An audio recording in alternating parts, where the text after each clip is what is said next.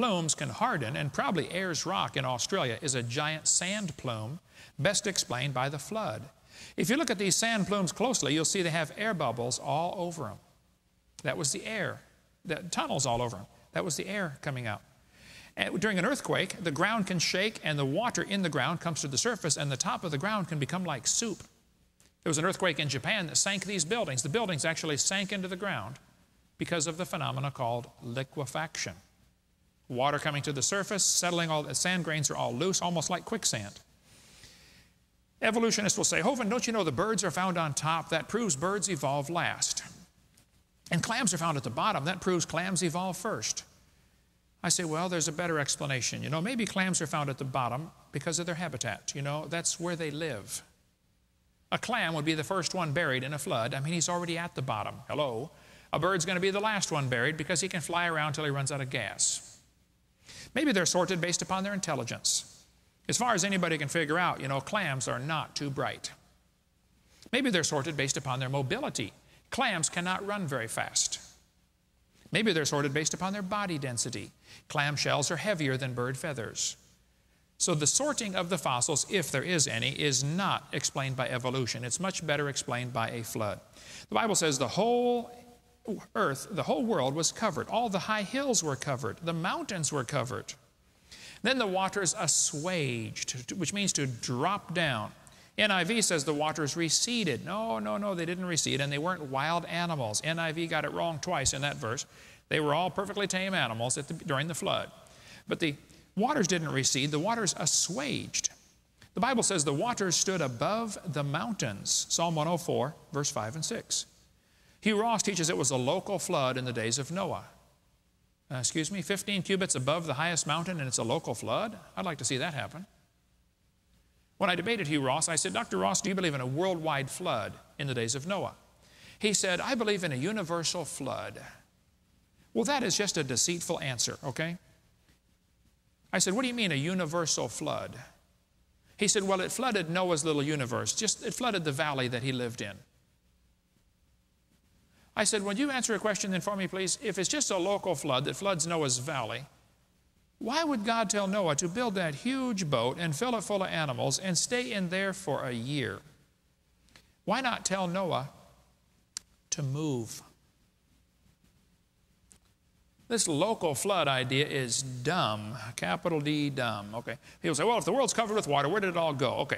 During the last few months of the flood, the unstable plates of the crust of the earth would begin to shift, and some places would sink down. Thin spots would sink down, other places lifted up. The water's going to rush off and fill in the hole very quickly, causing erosion very quickly. The Bible says in Psalm 104, at thy rebuke they fled. This is talking about the water.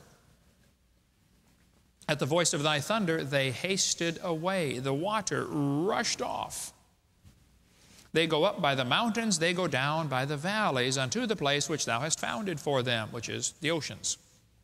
What happened was, the mountains lifted up, the water rushed off into the new low places. If we filled this auditorium 4 feet deep in water, preacher would be upset, I'm sure, but let's just do it for a science experiment, for the good of science. We're going to fill the auditorium 4 feet deep in water. Then we're going to get all the guys in the school to pick up that end of the building. They pick up that end, all the water is going to rush down, whoosh, over to this end of the building. It's common sense. If the earth were covered with water and some places began to sink down, other places are going to lift up. It's kind of like a water bed. How many have ever slept on a water bed before? You know, my wife is only 5 feet tall. When she gets sound asleep on the side of a water bed, I don't like water beds, we don't have one, but I've slept on them a couple times. You wait till she's sound asleep on her side. I tiptoe in, stand up on a chair, and jump up as high as I can, boom, and land on my side of the water bed. She goes up to the ceiling, comes down, and I sleep on the couch, because I don't like water beds anyway. But here, if one place goes down, someplace else is going to lift up. The crust of the earth probably did a lot of flexing during the time of Noah's flood, and probably for the next few hundred or maybe even a few thousand years after the flood. Actually, I think this is still moving around a little bit, causing the earthquakes. There might still be water under the crust of the earth trapped.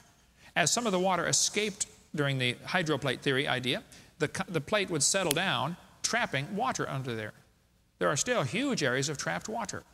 Did you know there are underwater, at the bottom of the ocean, underwater thermal vents There's hot water squirting up from the bottom of the ocean. Well, duh, where is it coming from? Doesn't it have to come from down lower than that? There's still water in the crust of the earth, trapped down there. The ocean crust is pretty thin, about 3 to 5 miles thick. Continental crust is about 30 miles thick. Any earth science teacher can tell you that. That's been pretty well determined from reading the S&P waves when earthquakes take place. The earth is cracked up, I understand, and a bunch of plates are moving around, and they're still moving a little bit. Pensacola has 0 chance of an earthquake, according to this map. Some places have a real good chance of an earthquake. The cracks have been found, and they're still active, still moving. The earth would be like a big water balloon. It would be floating, flexing up and down. Now, we're talking just a few miles. On an 8,000-mile earth, a few miles of movement is close to 0 in scale here. The water would run off, causing enormous erosion canyons. Just south of Houston, Texas, they had a flood several years ago in New Braunfels, Texas. The water went roaring over as it flooded and overflowed its dam and caused incredible erosion. If you fly out west and just look at some of the erosion patterns, it's unbelievable how much erosion this planet has had. You see the 3 gossips here, the rock spires sticking up out of the ground, or the penguins, or go see the Arches National Park in Utah, or Bryce Canyon. You see these rocks sticking straight up out of the ground.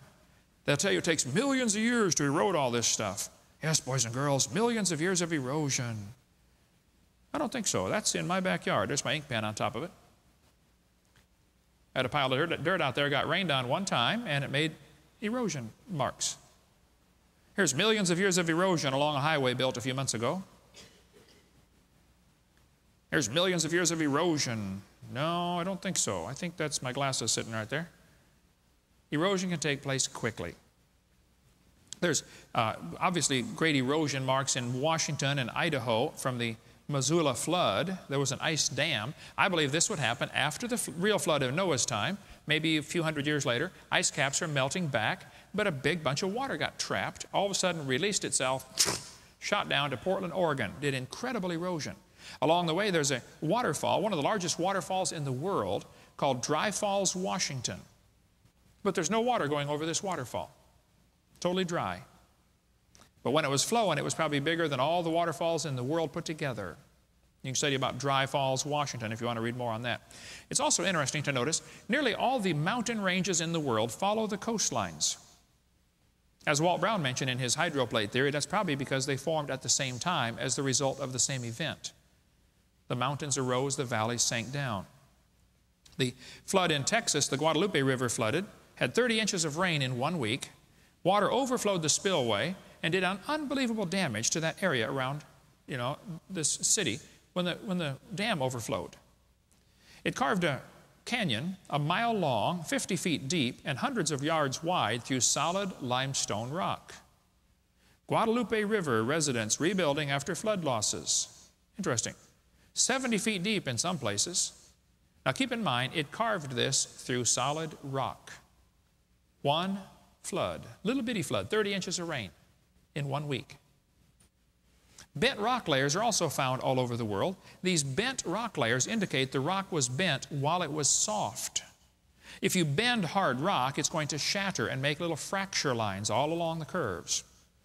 I was in Crystal Cove State Park in Los Angeles. I saw these bent rocks. I went up to get a picture up real close. The closer I got, the more confusing it is because there are no fracture lines. All these dozens and dozens of layers were still soft mud.